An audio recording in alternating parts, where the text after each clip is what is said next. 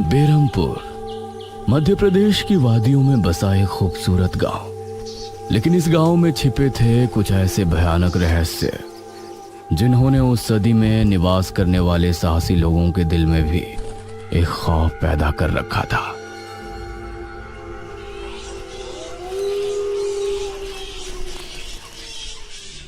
आज तो बहुत दिनों के बाद मित्रों से मिलना हो रहा है, बहुत आनंद आएगा। अरे मदन, कहाँ जा रहा है इस समय? पिताजी, मेरे मित्रों से इतने दिनों बाद मिलना हो रहा है। वो सुबह होने पर वापस नगर चले जाएंगे। अरे तुझे पता नहीं क्या, आज शनिवार की रात है। आज के दिन निशिर मोलो गांव में घूमते हैं। पिताजी, चाहे निशिर मोलो आए या नरकासुर, मुझे आज मेरे मित्रों से मिलने से कोई नहीं रोक सकता। ठीक है, लेकिन ध्यान रहे, जैसे ही तुमको उनके कदमों की आहट सुनाई दे और उनका वो मंत्र जिसको वो दोहराते हुए आगे बढ़ते हैं, तो उन्हें बिना देखे किसी ऐसी जगह छिप जाना जहां से ना वो तुमको देख सके ना तुम उनको। और जब तक उनकी आवाज आना बंद ना हो जाए, उनके सामने नहीं आना। वो 4 भयानक आदमी होते हैं जो अपने कंधों पर एक ताबूत को उठाए होते हैं, और अगर कोई उन्हें देख ले तो वो जिंदा नहीं बचता। मुझे पता है पिताजी, अब मैं चलता हूँ। यह कहकर मदन घर से निकल गया, लेकिन उसके पिता के चेहरे पर उसकी फिक्र साफ नजर आ रही थी। निशिर मोलो आ जाएंगे और साथ ले जाएंगे। ऐसा लगता है कि हमारे गांव के लोग अभी भी दूसरी सदी में जी रहे हैं। वो तेज तेज कदमों के साथ आगे बढ़ रहा था। कुछ देर बाद उसे जंगल की तरफ एक पगडंडी वाला रास्ता नजर आया। यहां से जाऊंगा तो जल्दी पहुंच जाऊंगा, यहीं से आगे बढ़ता हूं। बिना ज्यादा सोचे वो जंगल के अंदर बने उस पगडंडी वाले रास्ते पर आगे बढ़ गया।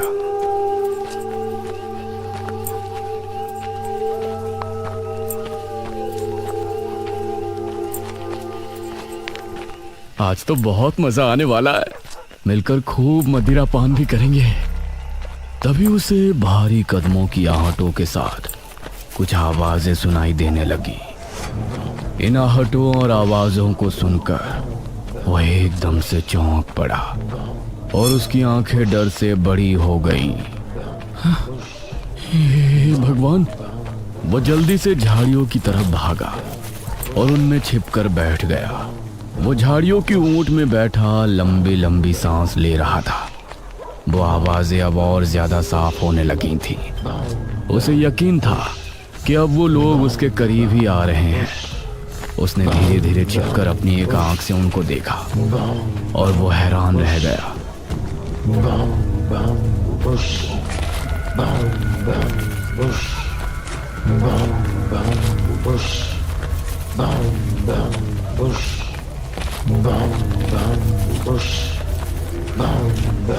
हे भगवान, मैंने इन्हें देख लिया। हाँ। मदन पूरी तरह से झाड़ियों में छिप गया और कुछ देर अपनी सांस तक रोके वहां छिपा रहा। फिर उसने धीरे से झांक कर देखा तो अब वो लोग कहीं नजर नहीं आ रहे थे। लगता है चले गए। वो वहां से निकला और दोनों तरफ देखा तो वहां कोई नजर नहीं आया। शुक्र है भगवान, उसने एक कदम बढ़ाया ही था कि तभी उसे फिर से वही आवाजें अपने ठीक पीछे से सुनाई देने लगी। उसने एक झटके से पलटकर देखा तो वो चारों ताबूत वाले शख्स ठीक उसके पीछे खड़े थे।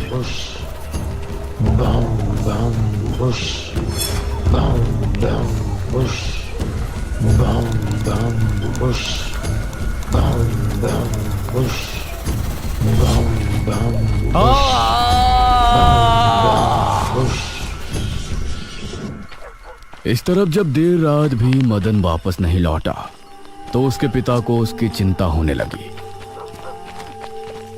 उसने गांव के एक आदमी विपुल को साथ लिया और जंगल की तरफ रवाना हुआ।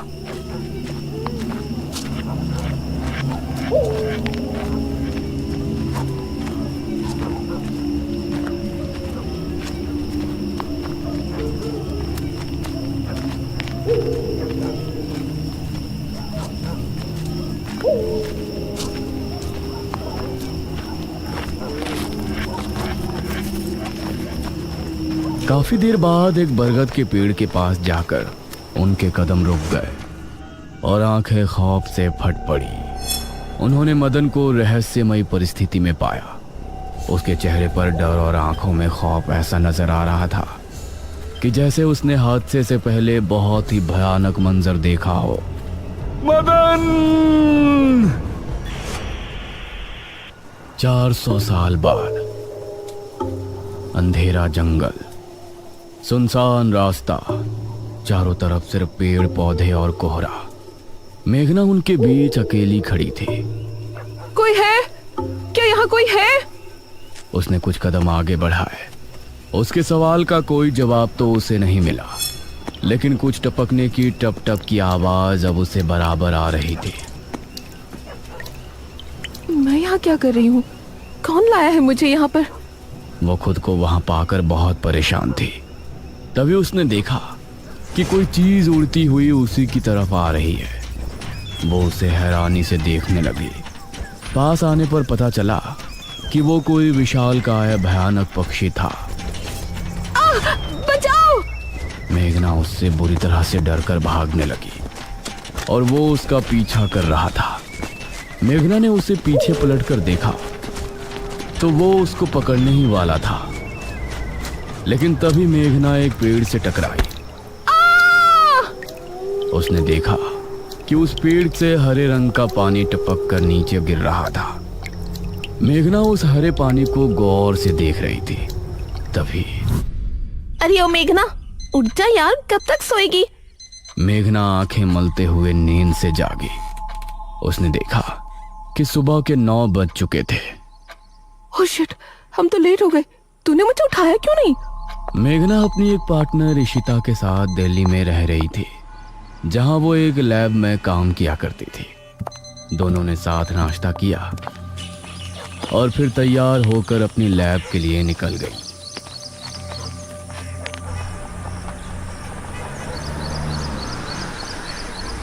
तेरा ऑमलेट खा खा कर मेरा पेट खराब हो चुका है। रोजाना कच्चा ही बनाकर दे देती है। शुक्र मना कि कच्चा भी खाने को मिल तो रहा है। तेरे भरोसे रहेंगे तो वो भी नहीं मिलने वाला। सोकर ही 9 बजे उठती है।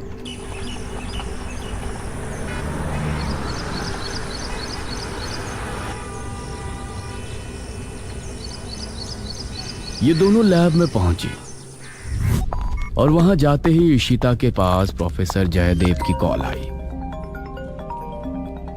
तुम दोनों ने इस बार बहुत समय ले लिया है। जो एंटीडोट बनाने का काम तुमको दिया था वो पूरा करोगे या नहीं? प्रोफेसर साहब, बस ये समझ लीजिए कि काम होने ही वाला है। आप हमें 3 दिन का समय और दीजिए। ये कहकर उसने कॉल काट दिया। तो इतने दिनों से प्रोफेसर को घुमा रही है, आखिर तू ये एंटीडोट तैयार करेगी कैसे? ये सुनकर इशिता ने एक किताब निकाली।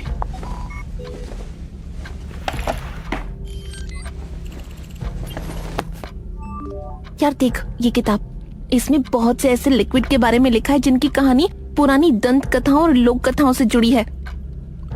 तो तू कहना क्या चाहती है? मुझे इस किताब में बहुत ही अनोखे लिक्विड के बारे में पता चला है, जिसे मृत्युंजय अमृत कहते हैं। हम उस लिक्विड का टेस्ट करेंगे और अगर वो हमारे काम का निकला तो उसे यूज भी कर सकते हैं।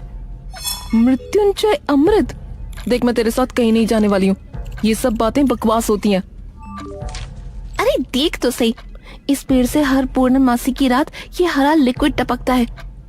तभी मेघना ने देखा कि उस पन्ने पर किसी मृत्युंजय अमृत के बारे में लिखा था और उसमें ठीक वही पेड़ दिखाया गया था जो मेघना रोजाना अपने सपने में देखा करती थी। मतलब उस हरे पानी की बात ही इस किताब में लिखी थी। हे भगवान, क्यों हिला डाला ना? है ना इंटरेस्टिंग? मेघना ने कुछ सोचा और फिर जवाब दिया, हाँ, तो हम दोनों कल ही बीरमपुर गांव के लिए निकलते हैं।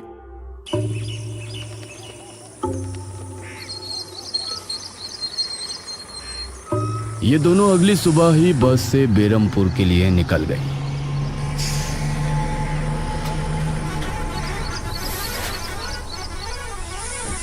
वैसे एक बात बता, तू मेरे साथ वहां जाने के लिए एक ही बार में कैसे राजी हो गई?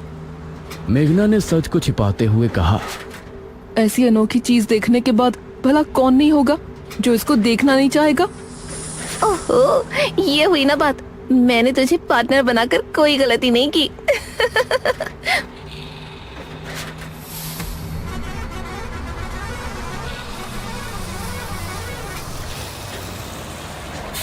ये दोनों 5 घंटे के सफर के बाद एक जगह उतरी। इनके ठीक सामने एक बड़ा सा गेट था जिस पर नाम लिखा था बेरमपुर। इशिता और मेघना ने जैसे ही गेट के अंदर कदम रखा तो अचानक से मौसम बदला।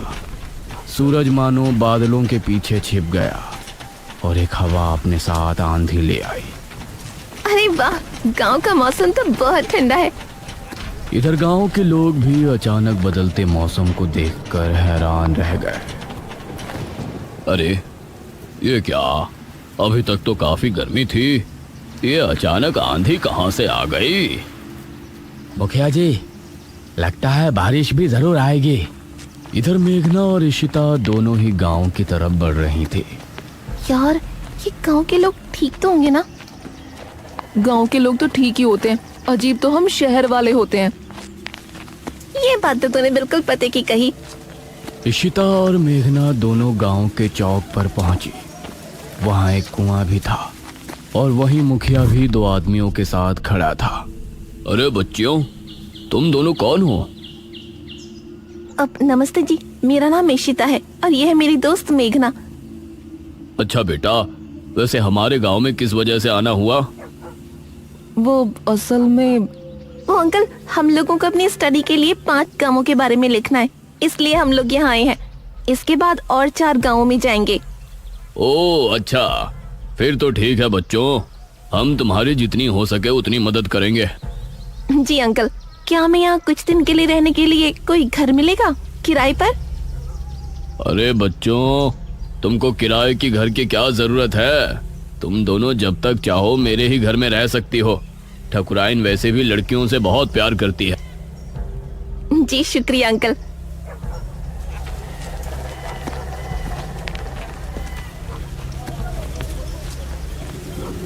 मुखिया इशिता और मेघना को अपने घर ले आया। तभी घर के मंदिर में जल रहा दीपक बुझ गया। अजी सुनती हो ठकुराइन? जी आई। ठकुराइन कमरे से बाहर आई। नमस्ते आंटी। नमस्ते बेटा। ओ जी, ये प्यारी प्यारी बच्चियां कौन है? ये दोनों शहर से अपनी पढ़ाई के सिलसिले में आई हैं। हमारे गांव के बारे में लिखना चाहती हैं। वो क्या होता है रे, वो रिसर्च करने आई हैं। तभी वहां पर एक और लड़का आया। क्या कहा? हमारे गांव पर रिसर्च? इशिता और मेघना ने उसे देखा। भला हमारे बेवकूफ गांव में आपको क्या मिल सकता है? ये सुनकर इशिता और मेघना हैरान रह गई। चुप करो अनुज, ऐसे कोई अपने गांव में बोलता है क्या? ये मेरा बेटा है अनुज। अनुज ने मेघा और इशिता की ओर देखा और उन्हें हाथ जोड़कर नमस्ते किया। नमस्ते बेटा अनुज, जरा इन दोनों को वो खाली कमरा दिखा दो जो तुम्हारे कमरे के बराबर में है। ठीक है पिताजी, आओ देवियों। देवियों? अनुज कॉरिडोर से होते हुए उनको कमरा दिखाने ले जाने लगा। इसी समय गांव के मंदिर में बैठा पुजारी भगवान की आरती कर रहा था। तभी अचानक से दिया बुझ गया। ये संकेत तो ठीक नजर नहीं आ रहे। हे प्रभु, रक्षा करना। वैसे आप लोगों को रिसर्च करने के लिए यही गांव मिला था? अरे हम लोगों को 5 गांवों के बारे में लिखना है, तो इसीलिए जो भी गांव पास दिखा चले आए। इसके बाद और किसी गांव में जाएंगे। अच्छा, वैसे यहाँ कुछ ऐसा है जो कि रहस्यमय या ऐतिहासिक हो? हाँ है ना, एक राजमहल। राजमहल यहाँ? हाँ, 400 साल पहले जो यहाँ के राजा हुआ करते थे, उनका महल। वैसे अनुज, क्या तुम हमें उस महल में लेकर चलोगे? हाँ, तुम लोग जाना चाहोगी तो जरूर। तो ठीक है, रात को जब सब सो जाएंगे तो हमें वहाँ ले चलना। यह सुनकर मेघना इशिता को हैरानी से देखने लगी। रात के समय तुम लोग मजाक तो नहीं कर रहे? नहीं, हम तो चलने को तैयार हैं। तुम्हें डर लग रहा है तो बताओ। मेरा गांव है ये, मुझे क्यों डर लगेगा? ठीक है, ले चलूंगा, लेकिन पिताजी को और माँ को पता नहीं चलना चाहिए। ग्रेट, तो बताओ किस टाइम आ रहे हो? 12 बजे तक पिताजी और माँ दोनों सो जाएंगे। मैं उसी समय तुम लोगों को ले आऊंगा। हाँ सही है। ये कहकर अनुज ने उन्हें कमरे में छोड़ा और वहां से चला गया। ये क्या, हम तो उस मृत्युंजय अमृत के बारे में पता करने आए थे ना, अब हम ये राजमहल क्यों जा रहे हैं? अरे उसको सीधा पूछते तो उसे शक हो जाता ना। आज हम राजमहल चलते हैं और फिर कल उसे जंगल जाने को कहेंगे और वहाँ जाकर बातों ही बातों में उसे मृत्युंजय अमृत के बारे में पूछेंगे। ये सही है। इस तरफ गांव के लोग मौसम के बदलती ठंड से बहुत हैरान थे। पुजारी बार बार आसमान की तरफ देख रहा था, जहां उसे काला अंधेरा इधर उधर घूमता हुआ नजर आ रहा था। करीब 12 बजे जब मुखिया और उसकी पत्नी गहरी नींद में थे, तो अनुज कमरे से निकला। अरे लगता है आ गया। इशिता ने उठकर दरवाजा खोला। हाय अनुज। तुम लोग तैयार हो? हाँ चलो, हम तो रेडी हैं। तो चलो। अनुज इनको लेकर घर से निकला और इन्होंने 2 गलियां पार कर ली थी। उफ, तुम्हारे गांव में हवा इतनी ज्यादा चलती है क्या? रोज तो नहीं चलती, लेकिन शहर की 2 लड़कियों के साथ लगता है उनके शहर का प्रदूषण भी आंधी के रूप में साथ आ गया। कुछ देर चलने के बाद ये तीनों एक बड़े से राजमहल के सामने खड़े थे, जिसे देखकर मेघना को कुछ याद आने लगा। ऐसा लगता है कि इस राजमहल को मैंने पहले कहीं देखा है। ये है राजमहल, राजा सूरजभान का। वाकई में काफी आलीशान है। यह कहते हुए इशिता ने अपने कैमरे में उसकी एक फोटो ली। हमें खिड़की से अंदर जाना पड़ेगा, इसका दरवाजा सालों से जाम है। ये तीनों एक खिड़की के रास्ते राजमहल में पहुंचे और वहां की हर एक चीज मेघना को जानी पहचानी लग रही थी। इस तरफ गांव में आंधी का बहाव बढ़ने लगा था। सभी अपने अपने घरों में आराम से सो रहे थे।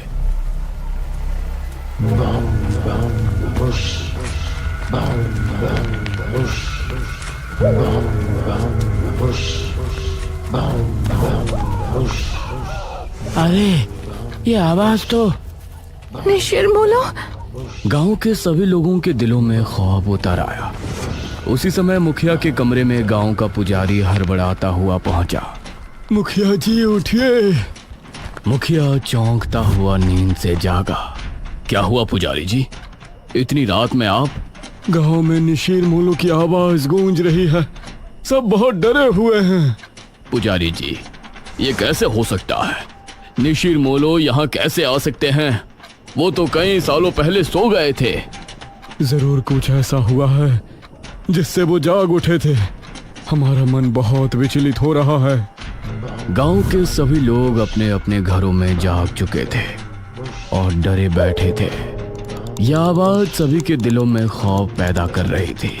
मेघना, इशिता और अनुज तीनों इस बात से बेखबर राजमहल में घूम रहे थे। ये कैसी आवाज है? हाँ, मैंने भी सुनी। ऐसा लग रहा था कि कोई सिपाही भारी जूतों के साथ गलियारे में चहलकदमी कर रहा है, लेकिन दूर दूर तक कोई नजर नहीं आ रहा था। उसी समय गांव के 2 आदमी संपत और कप्ता जंगल की सरहद पर बैठे हुए जुआ खेल रहे थे। अरे संपत यार, चल घर चलते हैं, अब बहुत समय हो गया। ओहो, अब तू हार रहा है तो घर चलते हैं। अरे चुपचाप पूरी बाजी खेल, इससे पहले तो मैं तुझे जाने नहीं दूंगा। हाँ। यह सुनकर कप्ता फिर से उसके साथ पत्ते बांटने लगा। उन दोनों को यह आवाज सुनाई दी। तेज आंधी की हवाओं में उनकी आंखें बहुत मुश्किल से खुल रही थी। उन दोनों ने देखा कि सामने से 4 आदमी अपने कंधों पर एक ताबूत उठाए मंत्र पढ़ते हुए चले आ रहे हैं। संपत और कप्ता इससे पहले कुछ करते, वो चारों आकर उनके सामने रुक गए। हवा का रुख थोड़ा कम हुआ। वो चारों अपनी लाल चमकती आंखों से संपत और कप्ता को घूर रहे थे। इधर इशिता, मेघना और अनुज को एक दरवाजा खुलने की तेज आवाज सुनाई दी और वो चौंक पड़े। न जाने उस दरवाजे से कौन निकला, जिसको देखकर ये तीनों चौंक पड़े। वहीं संपत और कप्ता के सामने खड़े वो चारों शख्स जो कि निशूर मोलो थे। उनके कंधों पर रखा ताबूत खुल गया और उसके खुलते ही संपत और कप्ता की चीख पूरे गांव के लोगों ने सुनी, जिसे सुनकर सभी गांव के लोग डर गए। ये किसकी चीख थी जी? निशिर मोलो, ये चीख किसी अनहोनी की संकेत थी। निशिर मोलो आखिर कौन है? क्या है मृत्युंजय अमृत? और क्या संबंध है मेघना का इन सब से? इन सभी सवालों के जवाब जानने के लिए हमारे साथ जुड़े रहिए इस कहानी के अगले भाग में भी।